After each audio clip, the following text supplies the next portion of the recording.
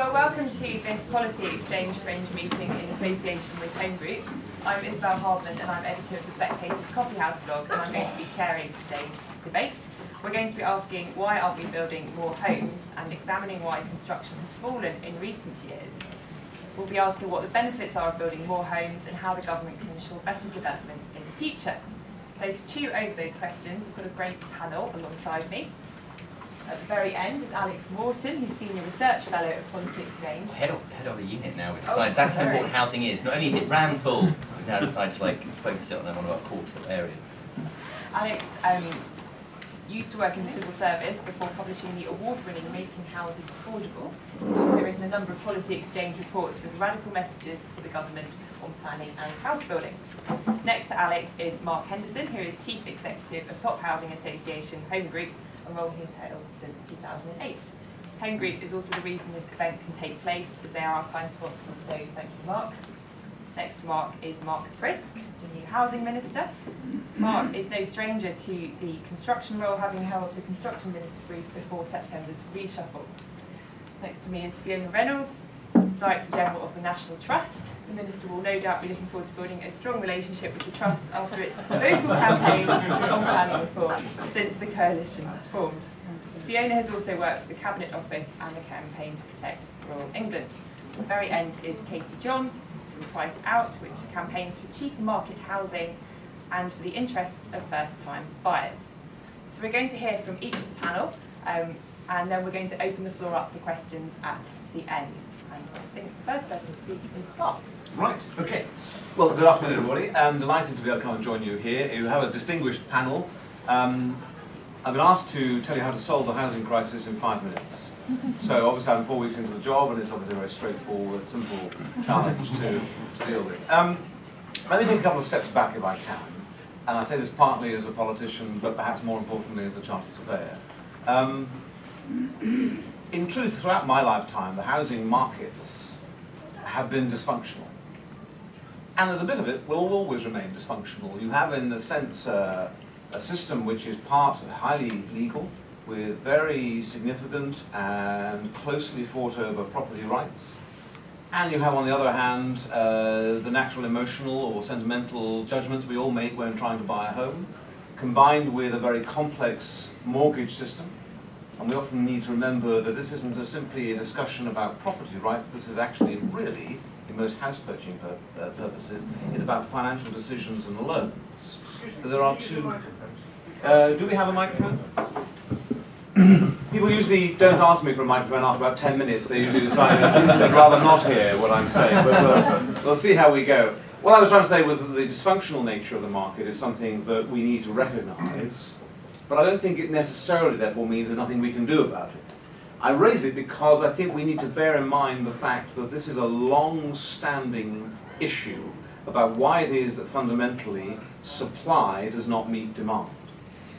I'm actually a pragmatic person, so I suspect we'll get into a lot of analysis as to why those underlying roots are there, but my job is to make sure that we build more homes and make sure that we have more affordable homes for more families.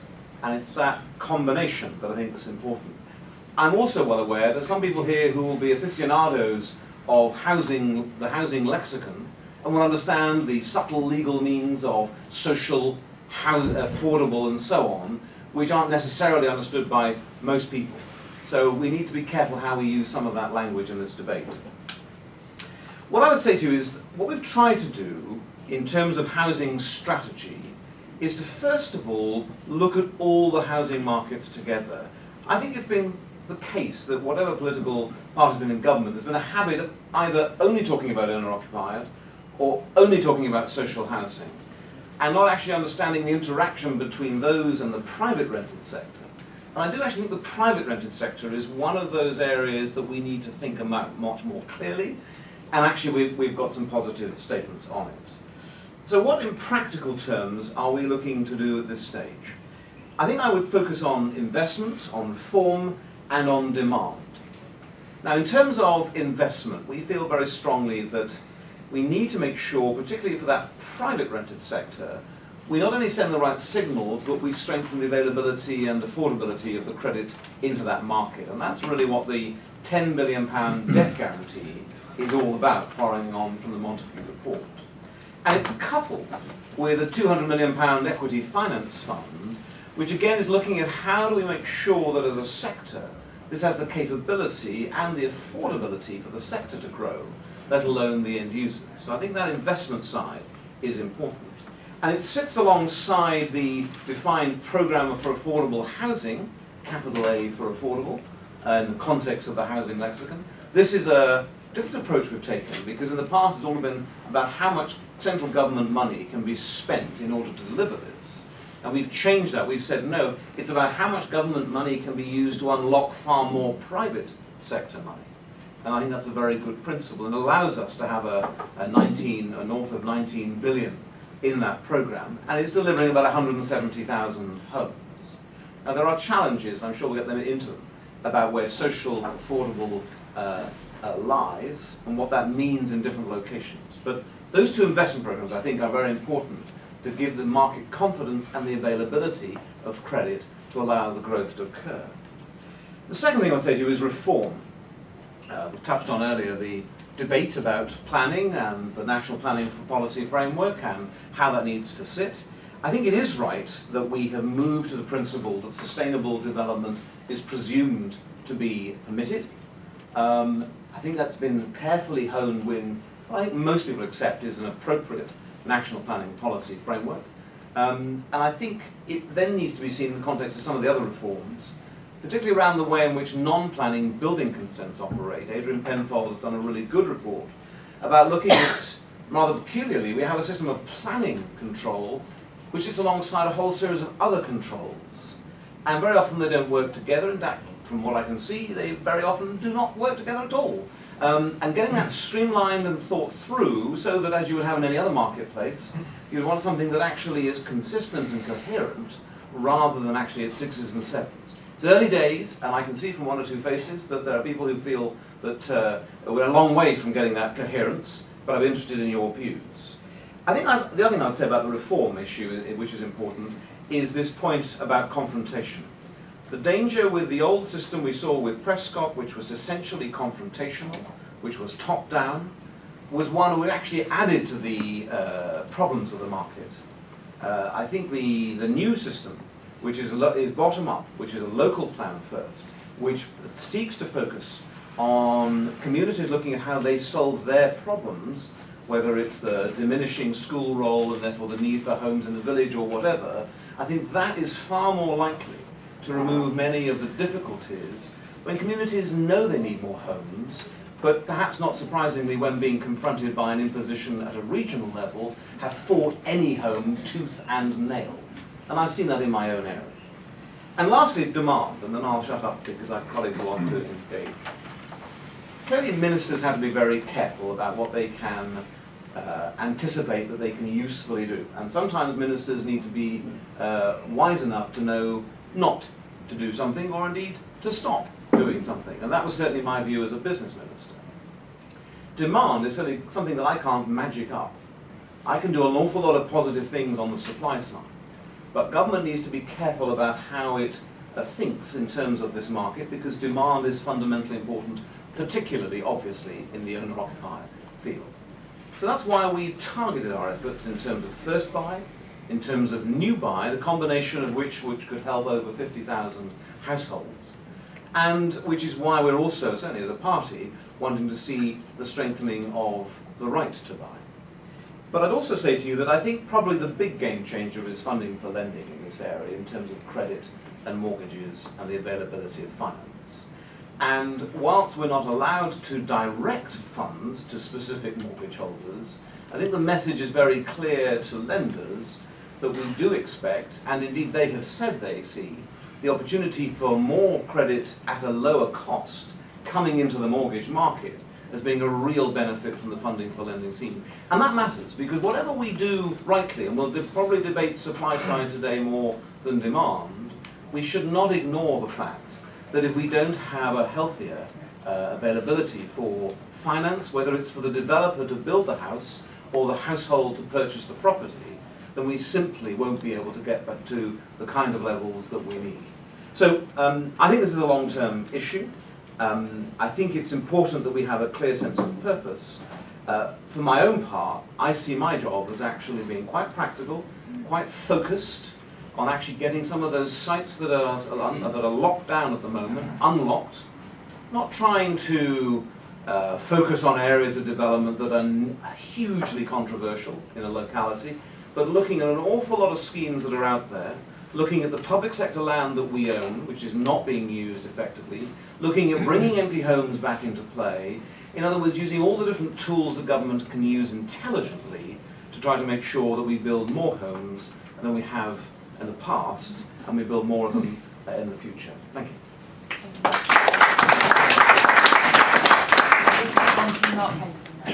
Okay, thank you and welcome everyone. Just a quick bit of background for those of you who don't know much about Home Group. We are at the top, I think you described us as, who am I to disagree, but certainly one of the larger housing associations in the UK. We've got about 55,000 homes as far north as Dundee, down as far south as Devon in the country.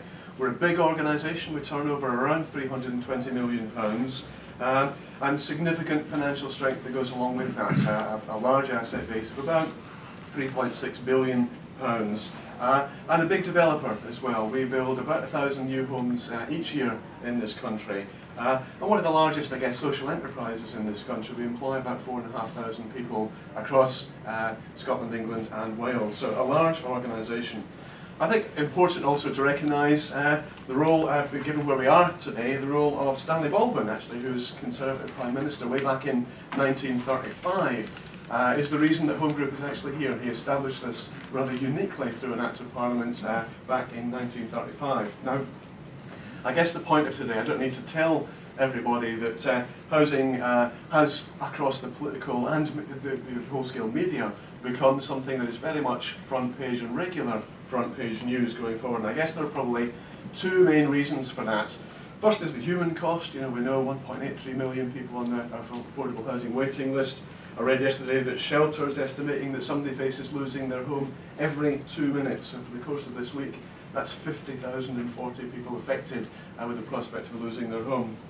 On the flip side, the economic contribution that housing can make to this economy. CBI are estimating that for every £1 spent on housing, that spins out £2.84 of value for the local economy and for the UK economy.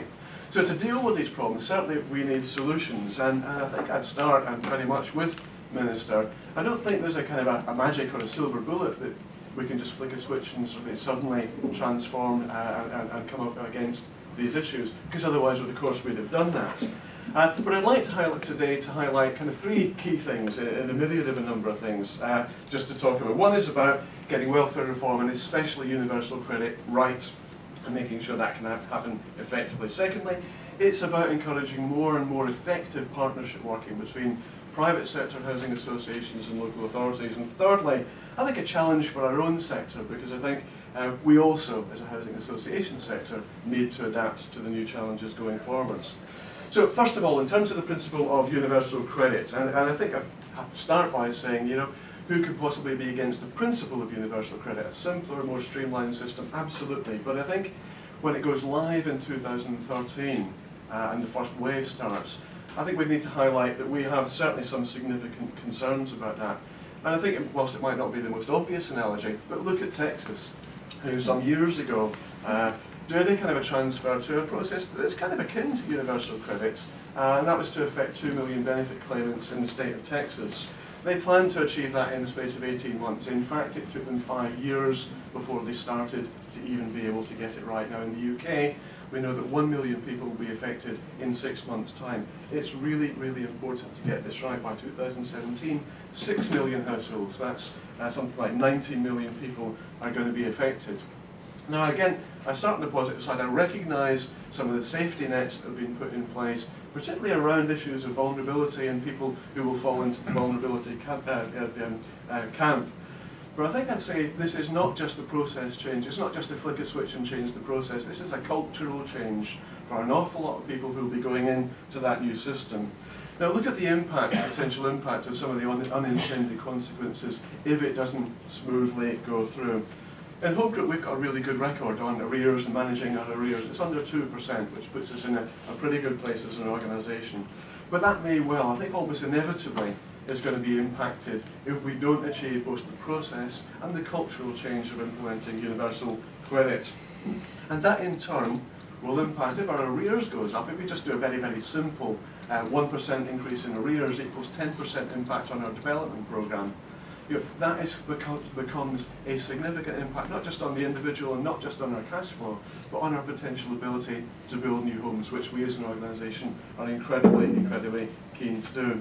And if you look just at how arrears are managed within our organisation, as I say, we do very well at 2%, but 90% of our customer base has been in arrears at some point or another over the past 2 years. So this is not a unique phenomenon. It affects very widely our customer base. So one of the things that we would argue very strongly for is that tipping point, when people who go onto universal credit fall into arrears and flip back into direct payments to their landlords or their housing provider.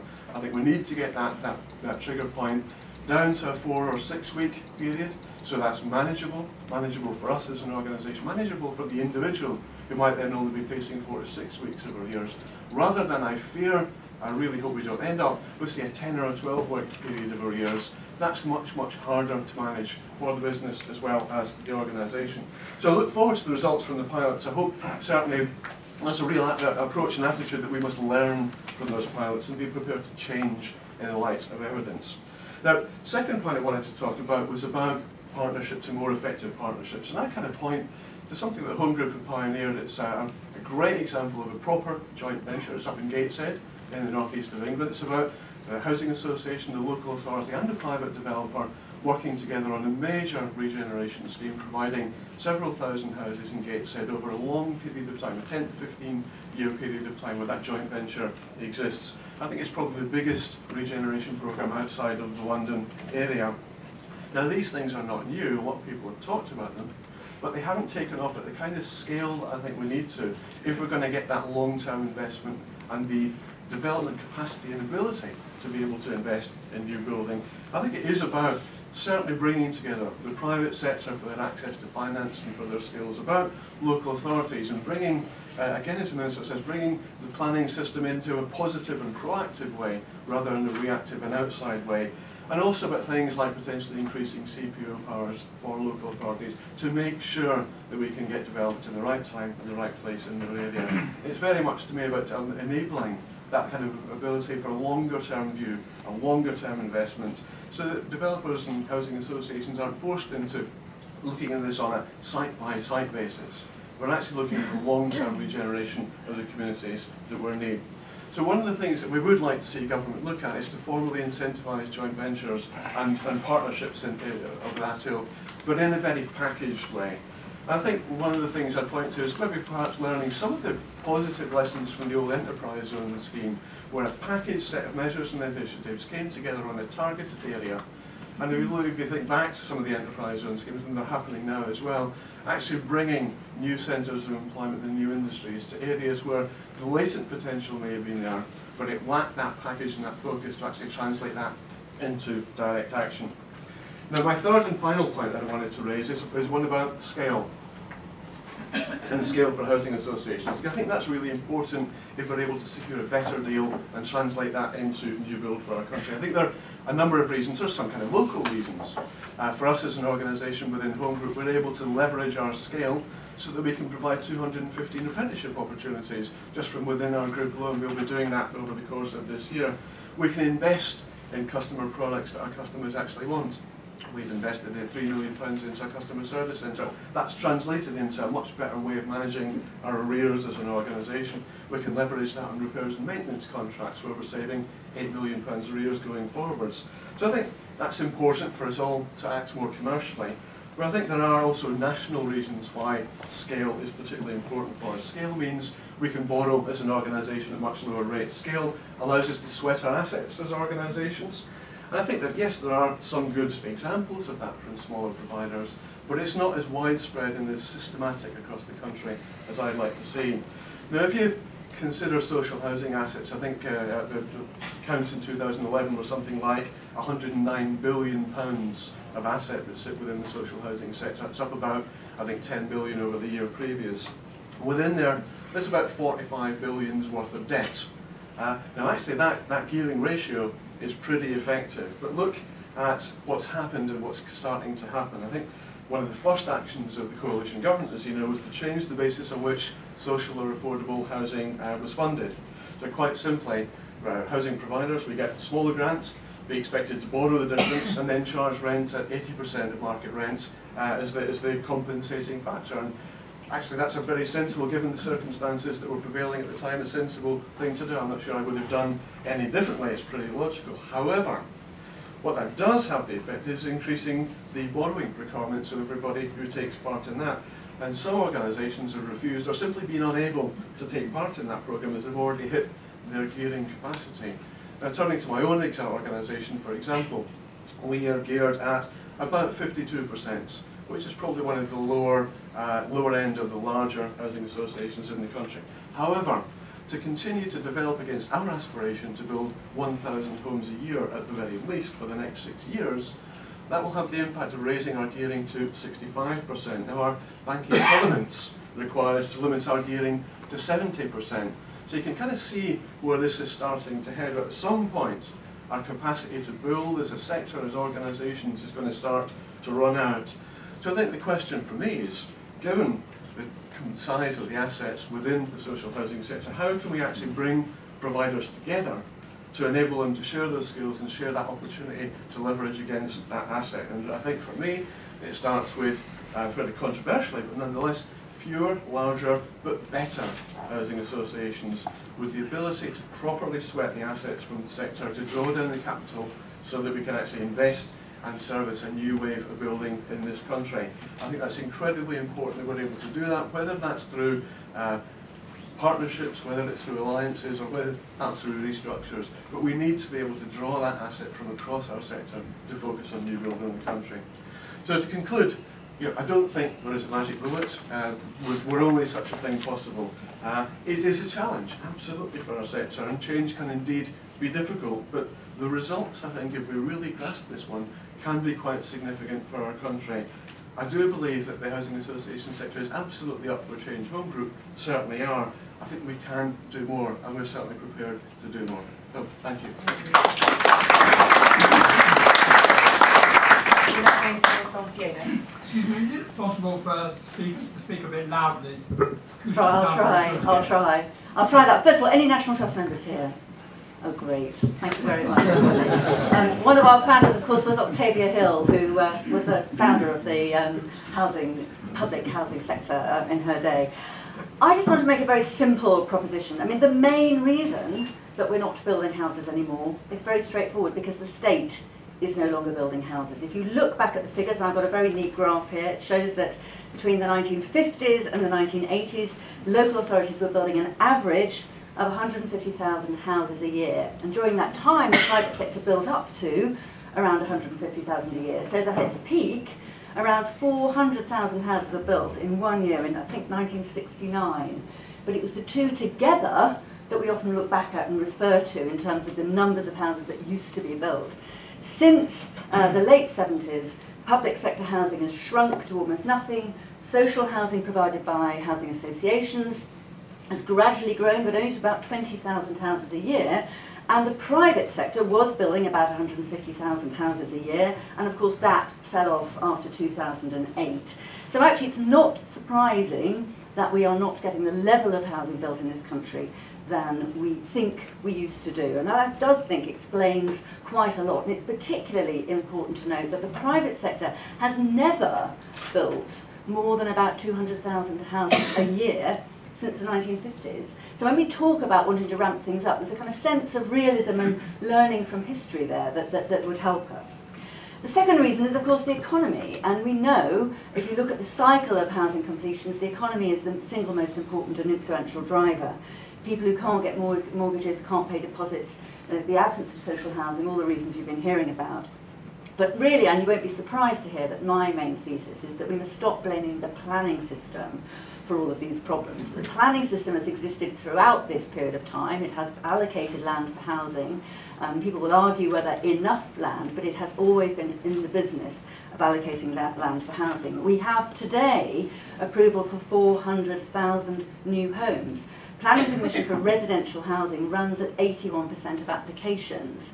So actually there's a lot of activity in this sector.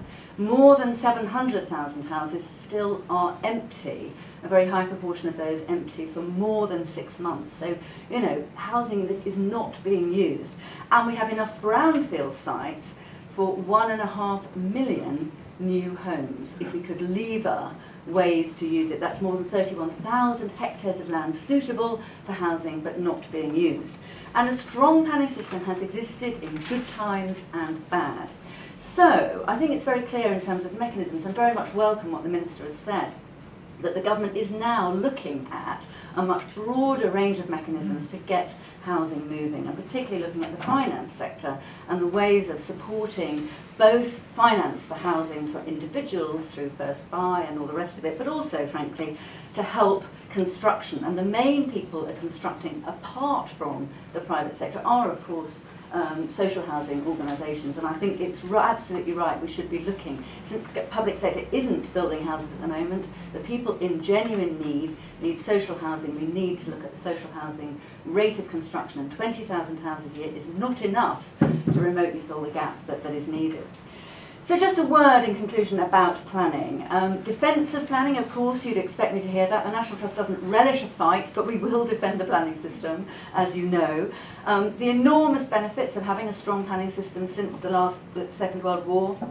Urban containment, separation of town from country. We certainly would have been subject to the kind of sprawl that you see in New Jersey and Los Angeles had we not had that planning system, and in addition, protection of the countryside that we all value. But perhaps particularly the importance of plans, that sense of order, that sense, if you like, of looking ahead to allocate land appropriately for need in the public interest, balancing social, economic and environmental goals, and of course looking for the long term. Planning's challenges, and of course with the new NPPF, which we strongly support, getting those local plans in place, again as the Minister said, in ways that genuinely allow appropriate levels of new development while still protecting the things that people value, and we haven't had enough experience of that yet. Secondly, I would say planning's challenge is to build communities, not single, just block housing. I mean, the mistakes we made in the past of building, particularly in the 1970s, just acres and acres and acres of housing with no social facilities, no infrastructure, no schools, no doctor's surgeries, all the rest of it. We have got to build communities where people have green space and all the facilities they need in walking distance if we're going to get our long-term sustainability ambitions even remotely to work. And that leads to a real pressure for the efficiency of use of land and resources. But I agree, planning needs to be more responsive and to make decisions faster. It's taken the National Trust, and of course we're a developer too. I think about 6 years to get into the Lake District National Park Plan provision in principle for a handful of affordable homes. I mean, you know, it should be able to move sensibly faster than it sometimes has. So my final message to you all is we've got an NPPF that works, that we think will do the right thing. Let it bed down. Let's stop speculating about further reforms of the planning system, and let's get on with what we know will work, which is a proper finance mechanism to help us both build and allocate homes to people who need them. Thank you.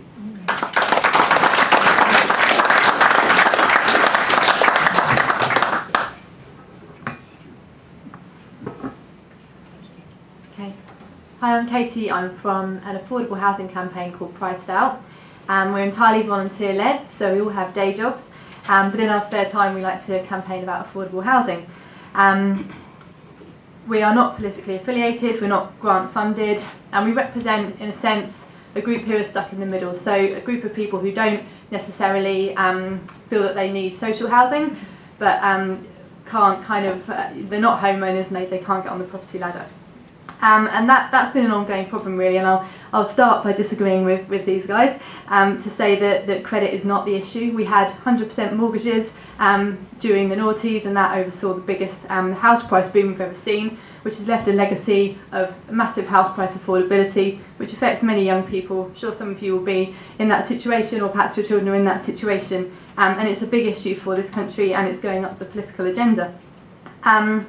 We represent thousands of priced out first-time buyers, and increasingly families as well, who really don't have a hope of getting on the housing ladder.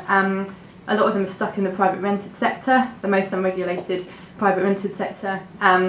In Europe, we don't have the kind of tenants' rights that people have in other parts of Europe, so people often say to us, oh, why don't you all be happy to rent? And we would be if we could treat houses like homes as they do on the continent.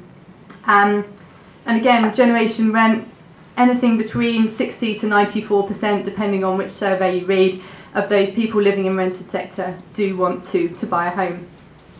Okay. So we do think that the planning system is flawed, and it's not responding to need. So we need house building to increase. House building has slowed down to record low levels. I think 2009 was the lowest level of house building since World War II, so we do need that to improve. And also, what are we building? There's lots of kind of luxury apartments, built to let kind of studio flats that we see going up. Is that really the type of housing we need? No, we need housing that's based in and near communities that families can live in and can afford. We're also building shrinking homes as well. Britain's new builds are the smallest in Western Europe, and the Royal Institute of British Architects found too many are too small for family life. So with all this in mind, you might say, why wasn't our voice heard more clearly in opposition to the National Trust and the Council for Protection of Rural England during that recent debate? Well, that's a good question. The National Planning Policy Framework was only suggesting that we build on another 1% of UK land, which would provide us with another 2 or 3 million homes. You would think that's not particularly controversial. So why wasn't our voice heard in the debate? Why weren't this generation able to mobilise in opposition to that? And why have our arguments failed so far? Firstly, I guess it's the comparative weakness of the priced out generation. We're outnumbered by homeowners. Young people are less likely to vote. Renters have lower levels of political participation. They're less likely to be registered to vote. And there's a real argument there around, if you're on a constant 1 month's notice period, how much of a stake in your local community do you really have? And there's also, I think, a wider question here around quality. I think if you've ever walked down a street that you know is owned by owner-occupiers versus one which is owned by buy-to-let landlords, you'll soon notice the difference. Owning somewhere and having a stake in the local community is really important.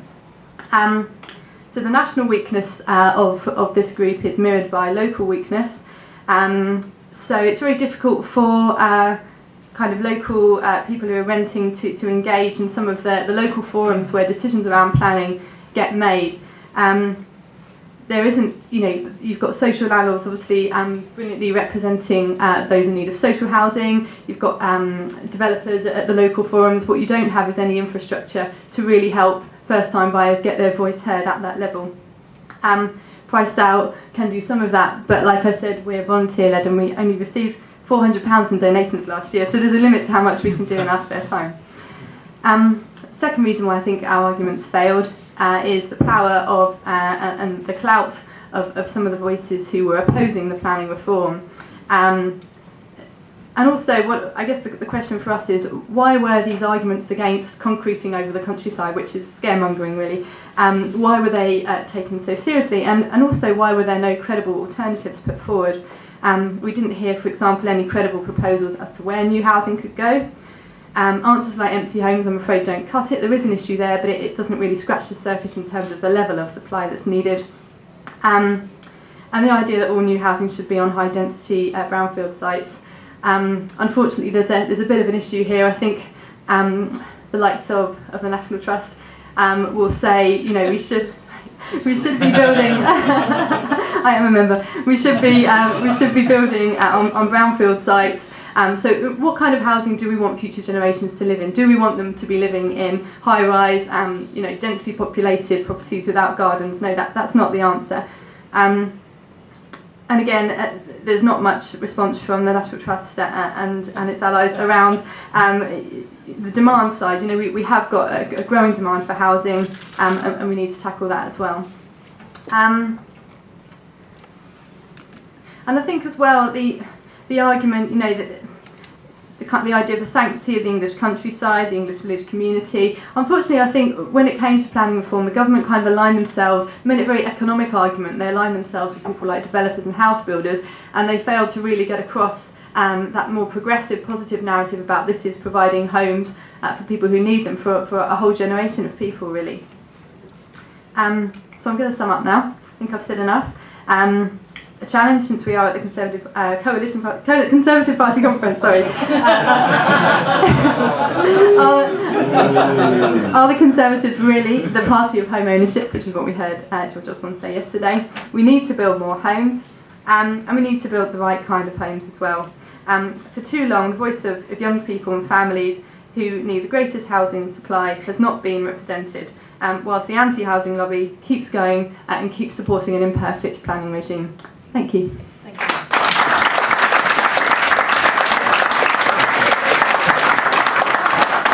Thank you, Katie. We're now going to hear from Alex.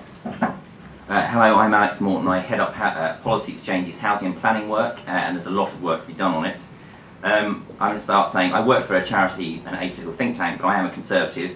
And I'm a Conservative because I believe in aspiration. My parents moved from basically what was built as a slum in Birmingham to a big detached house in Birmingham, Kent. So from my perspective, I want to see more people being able to make that journey. I want to understand the concerns of NIMBYs, but I think that the Conservatives can't shut the door in the faces of that generation that wants decent family homes. And I don't think that most Conservatives do want to do that. I think they have kids that need homes and they understand, but they're scared about planning reform, and I think some of the rhetoric that's been used has been completely unhelpful.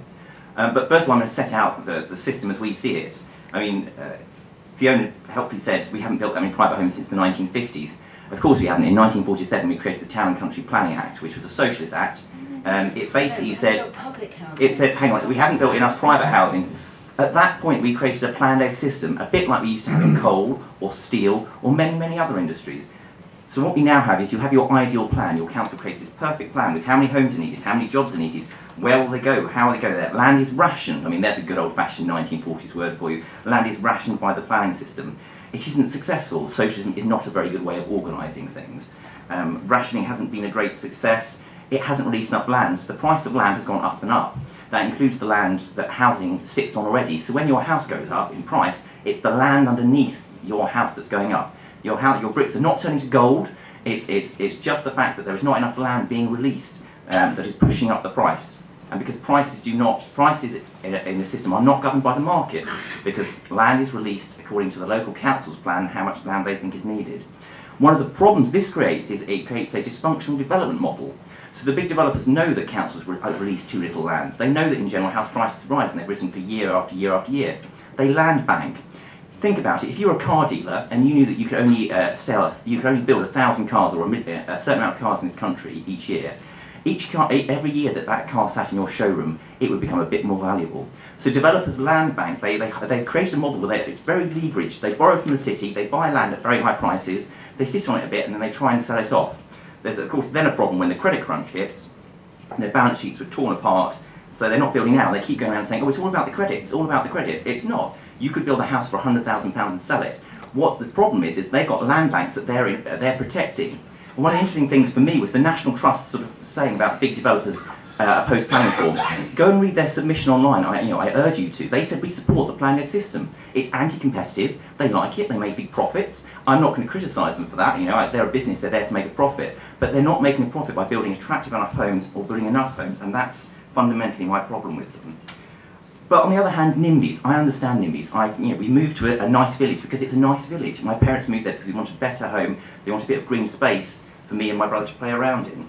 And when you look at a lot of what's coming through, you look at it, it's not very attractive, it's squashed, it's right up against the existing housing, there's no green space between you as a buffer zone, there's no car spaces, so you think they're just going to park in front of my house. There's the planners don't seem to have any idea about how, school roles or roads or any of that kind of stuff, because they're too busy drawing up their 20-year plans for the next, for God knows how long. So they're not focusing on the stuff that NIMBYs actually have real legitimate concerns on. So, I hope that the war on the NIMBY, which was inspired by certain parts of the government, was completely counterproductive. I hope that Nick Bowles and Mark Prisk will call an end to it, because it was fundamentally saying NIMBYs are bad people. They're not. They're people who have legitimate concerns about the areas they live in.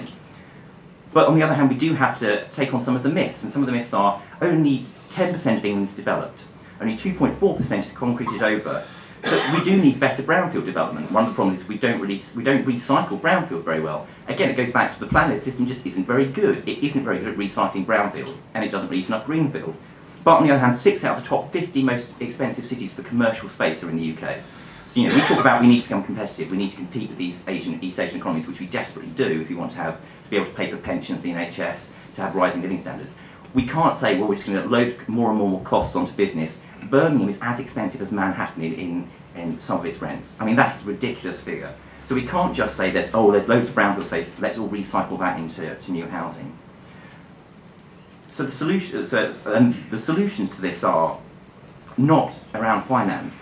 At the moment, in fact, the government is in danger of getting itself into some serious trouble, because there are two types of housing bubble. There are housing bubbles caused by where you don't see rents rising, and that's your basic garden variety asset price bubble, where some asset just starts going up. You also have a second type of bubble, which is what we have in the UK or coastal states in America, where rents go up, and then people start going, well, if rents go up, I've got to buy a house now, or I can buy a house and it'll go up in value because the rent's going up and up and up. And then you sort of create a bubble on top of an undersupply. So if we're piling in government money behind guarantees, it's quite possible at some point house prices will go down, because they're overvalued relative to rents. And in that situation, the last thing you want is government money being tied up in land purchase. So the solution is to build more homes of better quality, to try and take on board the concerns of the NIMBYs, but not say that, retreat to this sort of anti-development, anti-growth, anti-aspirational message. And ultimately, I think that the people who have the final say on development should be those who actually live near the proposed development. I think they should be able to say no. And one of the myths at the moment, of course, is that they're going to be able to say no. The planning inspectors will overrule you. Because the planning system doesn't just not work for my generation, it doesn't work for the generation above it. Because if they have two choices: you either oppose homes near you and you win, or you fight and you lose. And if you lose, the planners will put homes in that you don't have very much control over. They will be high density, they will have no car spaces, they will not be that attractive. So what we need to do is give control to local people. The way that you could try and do that in the existing framework is neighbourhood plans. Make them work, make it so local people can say, look, you have to use local materials, you can't build it so it looks like that, you can't build something that isn't attractive, that doesn't have the right infrastructure. Put that in place. You also need to strip back a lot of building regulations. It is absurd that there are regulations that say you can't allow more than a certain amount of sunlight into your home because you will overheat. Because we are too stupid, according to parts of the system, to open a window. That means that you end up with these sort of, one of the things people say is, why do they build such ugly small little windows in new homes? It's regulation. Because what happens is, we have this planning system that's very regulated, and it creates all kinds of problems. So then the planners come in and say, what we'll do is create more regulations to fix the problems that their entire sort of complicated planning system has created in the first place. So we need to bring more land forwards. On brownfield, we need to change use classes. We do need to see land switching from industrial use. And I would love it if Fiona will share a platform we can go and talk about how we can get brownfield land being used more efficiently. But we also need to allow some greenfield and greenbelt development in the southeast. And we need to do that in a way that's sensitive, that says local people have complete control of design quality, can always have the final say. There is a small amount of compensation, because green space in your home pushes the value of your property up. So this should be a small amount. We're talking £3,000, because we don't want people to say yes for the money, but what we want to do is look at what's on the table. We want to say, okay, I'm going to, rather than just saying no to development because I'm scared, I'm scared because for so long development's been bad, I will just say no. I will look at what's on the table and I will consider it forwards. I'm going to sort of start wrapping up. I'll leave you with, we can't keep continuing a system that was built in the 1940s by the Attlee government. If Margaret Thatcher once said, if the Tories do not believe that private property is one of the main bulwarks of freedom, they'd better become a socialist and have done with it. We need a planning system based on conservative property right principles. So I, as a property owner, can defend what's being built near me, rather than a system that says councils can come up with a plan for the next 30 years in my area, in the same way they used to for the coal industry, for the steel industry. We need to transform maybe 2 or 3% of England's low-grade farmland. We don't need to touch the I see photos in the Daily Mail saying, the Cumbrian Hills. I don't want to build in the Cumbrian Hills. No one wants to build in the Cumbrian Hills. What we want to do is transform some low-grade farmland around Cambridge, around Oxford, around some of the cities there. And we also should have a levy so we build attractive parks and spaces. Because one of the other things that we used to do when we built, we haven't built a decent-sized park in most of our urban areas for years, because we're obsessed with, and the planning system again, it says it's all about creating high-quality spaces. But almost all of the high-quality spaces you can think of in your area will have been built before 1947, I can assure you. So I'm going to wrap up. The last thing I'll say is on social housing. We published a report in August saying that you should sell off the expensive council housing as it becomes vacant. Talking about ways to get a lot of homes built. It would raise 4.5 billion every year. It would mean 170,000 homes every single year. It would be a huge boost for jobs. If we change the allocation at the same time, we could give it to low-income workers. There's all this nowadays. Politics is so much about 100 million here, 200 million there. I think this is a fantastic scheme. It basically says everyone, the government will help as many people as possible have a roof over their heads, but you can't expect to live in a townhouse in Kensington and Chelsea. And I think the vast majority of the public get that. So if we sell off those expensive houses that are empty, we can build 170,000 social homes for people who are low-income workers, and then we can give them the right to buy and recycle that money yet again to build more homes. So I'm going to wrap up and say we do need a lot more homes. Don't be scared, but the government needs to understand why NIMBYism exists and stop insulting you, start listening, and come up with some reforms that were better, I think, than the last attempt.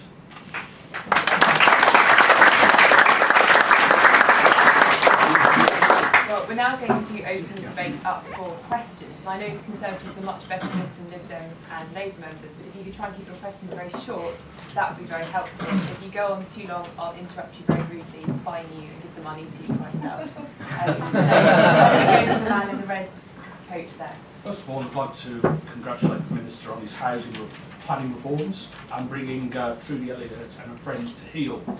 There's a much vaunted term, we're all in it together, particularly when you utilise that on the words developers and huge land banks that are in existence. Persimmon, as a developer, 67,000 plots. Is there any way the Minister could extend planning powers to encourage these individuals to use these planning consents within a year of them being granted? My friends at the London Business School say this has a disproportionate effect on the British housing market. What can be done there? The land can be released. The word's affordability. I work in the same business as Mark, and there's a secondary issue which is emerging. A number of authorities using contaminated land, sticking them into SPDs to meet the housing buffer, which has been set down by the housing criteria. Will the Minister act on this? Because I won't invest, neither will a private sector developer. We'll take them okay, fine, seconds yeah, together. sure. Yep. Graham Jones, West Lancashire Council. I'm actually a councillor. I've got NIMBYs on my case at the moment. I'll address this question to the guy at the end for number 10. These NIMBYs are going to cause me to lose my seat in 2014 and possibly lose control of the council in the majority of 2. These guys are not happy with government policy. I can't defend government policy on this. I think Longbridge is a shining example to us all of what can be done on brownfield sites. There are plenty of similar sites to Longbridge in Birmingham. Let's develop the brownfield sites like Longbridge. Let's leave the green belt and the greenfield sites alone at the moment. We don't need them. All I can say to the gentleman from number 10 and the Minister is if you carry on with these policies and you start putting pressure on local authorities through quotas which are outside the South East and the West Midlands, you will not only lose votes, but you will cause us to lose control of our councils. Thank you. Yep. Minister, the Housing Act compels local authorities with social housing to give that housing to people who are in priority need. The localism bill gave us the capacity to use a certain amount of our housing stock to give to identified groups like essential workers, soldiers, etc. However, it doesn't trump the Housing Act.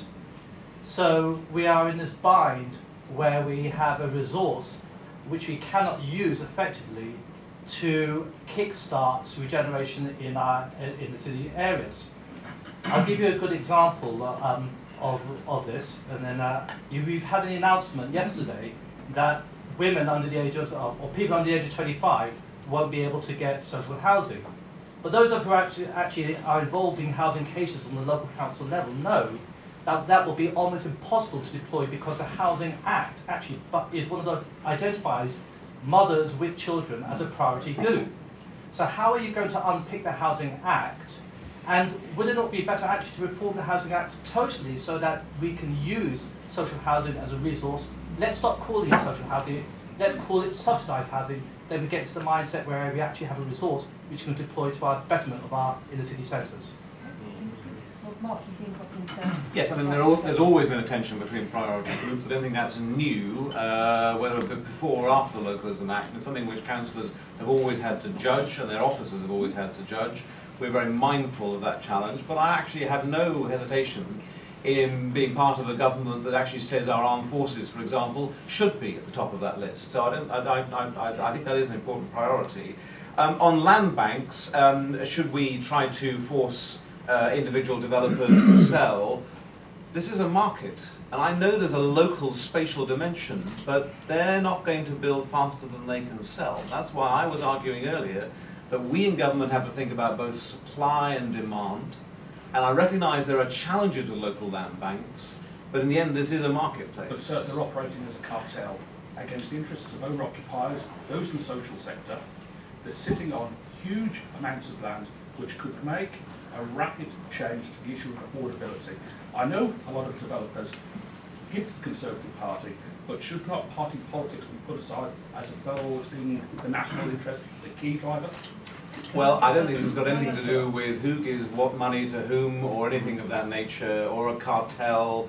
If you're able to demonstrate that, I understand the frustration in some areas where you may see one or two major landowners taking the argument that they're holding on to that. But certainly I'm engaged in working with those house builders to make sure that where they're able to develop viable sites, that they do so. And we in government have a role in doing that as well. And can I come to the gentleman at the back on the subject of losing votes? On losing votes and NIMBYs. First of all, don't believe everything you read in the Daily Telegraph. What I would say to you. Yeah, but I've attended 2 public meetings where I've been roasted. Yes. I've been roasted by these guys, and they will not vote Conservative in 2014. Well, I understand what you're saying. What I would say to you is I'm sorry if you don't feel you can defend a policy that's about simplifying the planning system, because I think that actually that has achieved that goal. It may not necessarily achieve everybody's full satisfaction, but I think it has struck the right balance. We passionately believe in making sure that by getting rid of central government's dictatorial approach to the way in which where housing will be developed, we've actually made sure that actually it will be now the local plan that is the driving force, that sustainable development in its true meaning will be the driving force for that. And that I think is a really important shift. Now, it does make it awkward for local representatives, because that means the decision isn't going to, in the future, be done by a regional quango or a minister sitting in Whitehall. It's going to be local councillors. And that's awkward with local communities. So I respect that. But I think it's the correct shift to make sure that actually it's a decision driven by the local plan, which means awkward decisions are going to have to be taken. And I think that's the right direction we should be taking. Fiona, you were making supportive noises. Well, no, I mean, the NPPF actually we strongly support.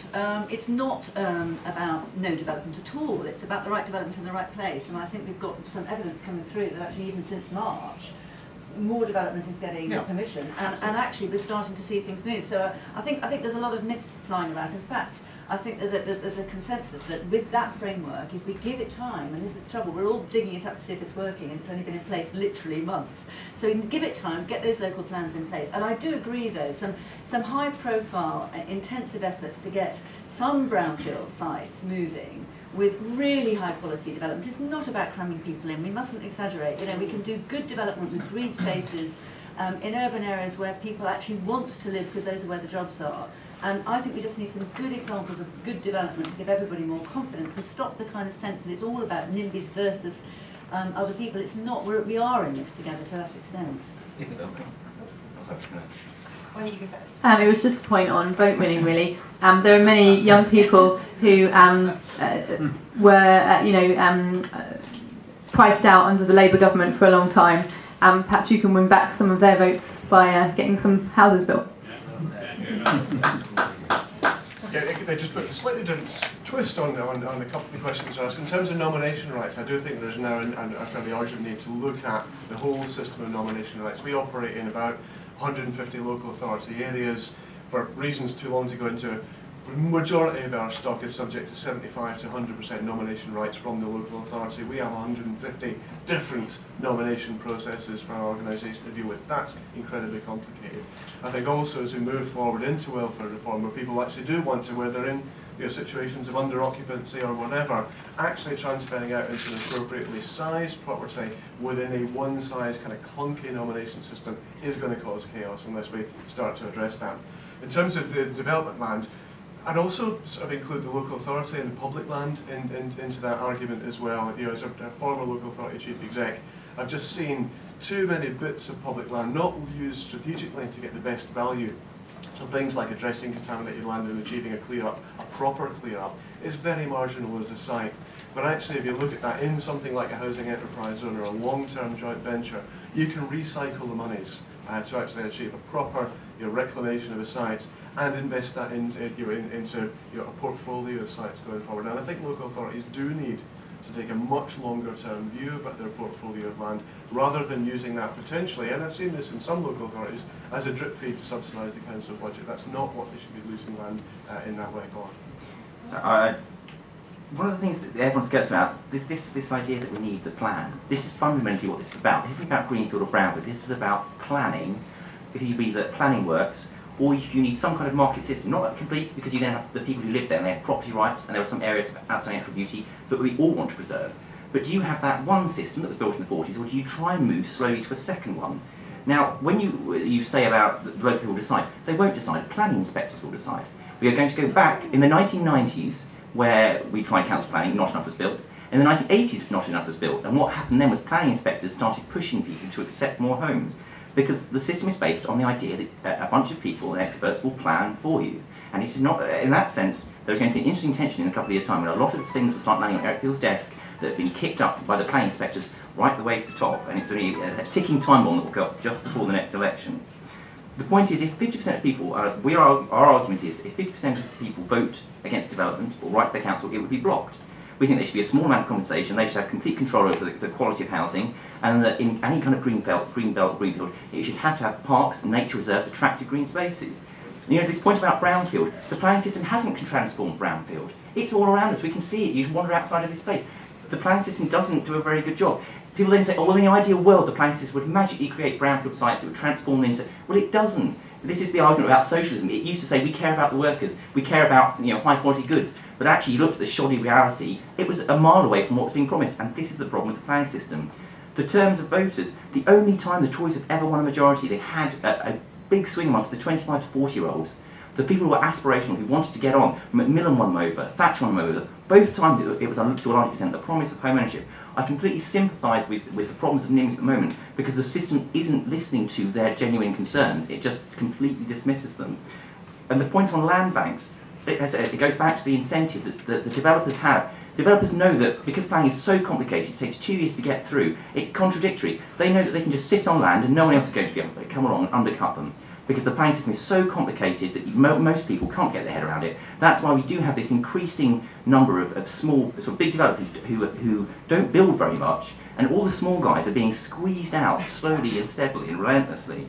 I mean, the final thing I'll say is, if this is what success looks like, less than 100,000 homes a year, probably this parliament with the lowest number of homes built since the 1920s, and a bunch of angry Tory voters, this is not a success. I think this is far from it. Somehow it's managed to get the worst of both worlds, where everyone's quite angry, but actually on the ground, we're not living our homes. And I think over the next 5 years, and I accept that we may not be able to do everything before the next election, but we can't just say, oh, that's it, we're going to step back, because like I said, there's a lot of pain coming through the planning inspectorate system, and a lot of the councils in this room will be being overruled by and your local voters will not distinguish between Whitehall central plans and the planning inspectors saying this plan doesn't fit to scratch, and you're going to be the ones who are going to be in quite a lot of trouble. I just, that seems to be, when I talk to Tory councillors, planning inspectors are overruling me.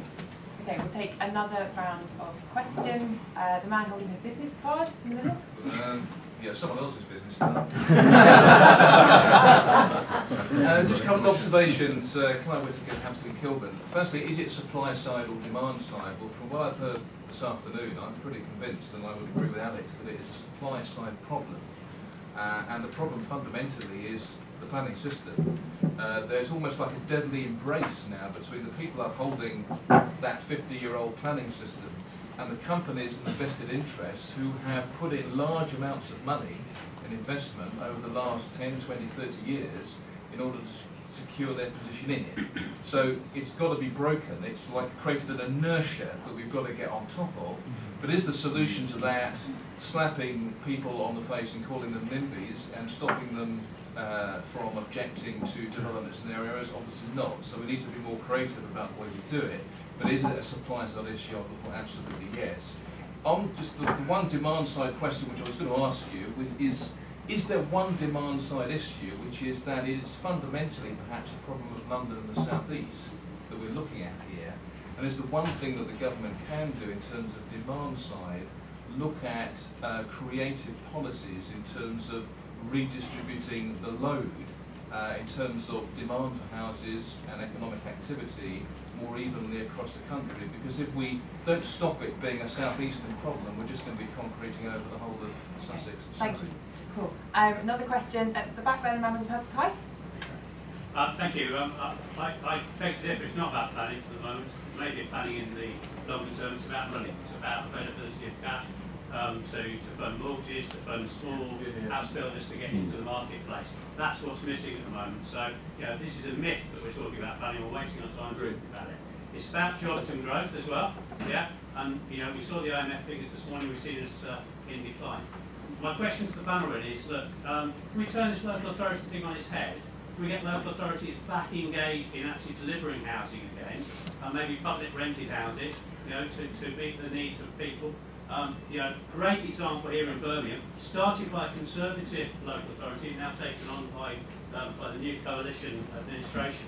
But frankly, they've done 70,000 houses, not just for sale, not just for rent rather, but for sale as well, on land that wouldn't have been developed in any other way. So, there are different models. What does the panel think of that? Cool. One final question, man in the front row. Robin Shepherd, Barton Wilmore, planning and design consultant. Longbridge was hailed as a good example, just for background. We actually planned and designed that one. The context for that is actually a comment about dispelling some myths which have been presented today, and misinformation has a real danger of going and galloping at a pace. So some comments made by Alex Morton about land banking. We work for all the national house builders, and I can assure you, once they get a planning permission, like Longbridge, they are on the ground as soon as they possibly can. And some of these developments take 10, 15, even 20 years. We're running a short time, so can you... The question is, it's not about land banking, because that doesn't happen. Let's dispel some myths there. The question is about how we get the message about major growth and housing down to the local level on the local planning committee. Cool. Well, should we go to Fiona first for that? Well, I don't want to take much time because I think, we've had some great points. I just think that it is about now action and partnership, and several people have said that. I love the idea of getting local authorities back into the business, because actually that is the big slug that's gone. It's not private sector that's gone, it's local authority provision, and it might need to be done in creative new partnerships, and Longbridge is a brilliant example, but let's get some good examples and people can look at it and say, that looks nice. So the kind of big scary people like so-called national trusts, actually we're not against development, we're labelled in a kind of mythical way as against development, not at all. We need to see some good examples and then people will back it and then use the planning system, which is what it's for, to get the right allocation of land in the right places. I would just come back again on the point about credit and mortgage credit not being the issue. Supply has to be the issue, and if there's anything we can do around increasing infrastructure to enable first-time buyers and priced-out families on the ground to get involved in that local debate, then I think that would be welcome.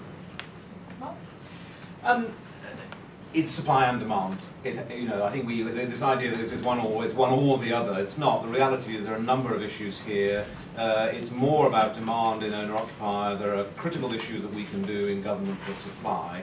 In terms of the issue around public, I think this is where I do think levering in this additional 15 billion of private money into the affordable homes program is a really good way of doing it. And I know the things that are happening in Birmingham, and I think this is where the other area that I want to be focusing on is getting the public sector land, national and local, back into use in a much more dynamic and effective fashion. This is what Home and other housing associations can do, and I'm spending a lot of my time as a sort of cattle prod, which is actually dealing with specific individual sites where agency does not talk to agency, and where we can't decide whether it was a report on the Roman remains or the newts, which was or wasn't a problem, or when maybe it was the Roman newts. And there's this difficulty around actually getting the agencies to talk to each other. And what I'm doing is going through site by site to actually drive that.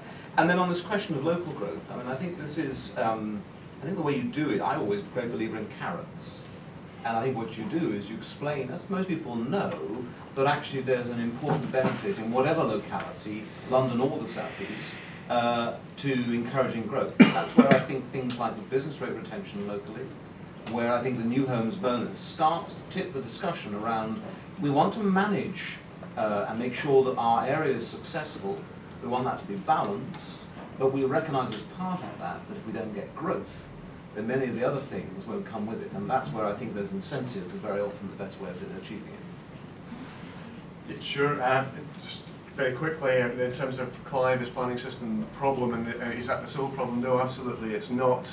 I think certainly the planning system can be more joined up, it can be more commercial, it can be more proactive, no doubt, and I very cautiously say as a qualified planner, I think the planning system can do more. But frankly, if you scrap the entire planning system, would that lead to a huge investment in development of new housing in this country? Frankly, no, it wouldn't. It just might be a bit more chaotic. The answer to the second two questions are the same. It's about effective partnerships and recognising where existing skills already inhabit. I think one thing I would say in terms of local authorities doing development or housing associations doing development, we're off the public balance sheet, and that's particularly important as the country's finances go forward, a real key asset that we have. And I think also look at local authorities, and a lot of skills actually have been lost, and we've inherited them within the social housing sector. So I think the solution actually is about how do local authorities, social housing providers and private developers work together more effectively. And I think I come back to, it is about partnerships, it is about sharing risk and reward and taking a long-term view in the community. That has to be the solution. I'll just wrap up. Obviously we don't think it's that much of a demand issue. You can build, as in bricks on top of each other and the local infrastructure necessary, a house for £100,000. You cannot buy one for £100,000. The reason that you can't is because of the land. The land is related to the planning system and some of the weird dynamics that have been created with developers. Now, I understand why developers don't sell this to government. They've basically been bailed out by Brown, they've been bailed out by this lot. They've got away with it time after time. They've still not built any bloody homes. So, I can understand from their point of view. But they will get burned. If Southern Europe goes down in flames, they're going to get hit by the amount of money, leverage they've got on their balance sheets. And the government will get hit by even less homes than we've got to. All I would say to Mark is that the last 2.5 years ago, we said if you listen to civil servants, you are on track to build about 100,000 homes. And for 2 years, I heard, well, it's a bit about demand. We can't. It's not about planning. That's too simplistic. You've got the line of the stick. The civil servants tell me that it's this, and this, and we don't need to get rid of all these density targets. All this local planning is great. All I would say is that I think if you continue down that route, we'll be here in 2.5 years with less than 140,000, probably possibly less than 100,000 homes. Whether or not you're going to be chairman of the party, who knows? All I would say is, if you've enjoyed this, I will read some of our reports. They go into it in more detail than I could. Like I said, it is a two-track approach. The two-track approach is change the planning system, but do so in a way that keeps local people and uses property rights as its framework. And that's how we're going to get more homes built and more better homes. Well, that brings us to the end of today's Fringe session, I'm afraid. Thank you so much to everyone who's come. Thank you to our panels, Alex, Mark, Fiona and Katie. And thank you for coming.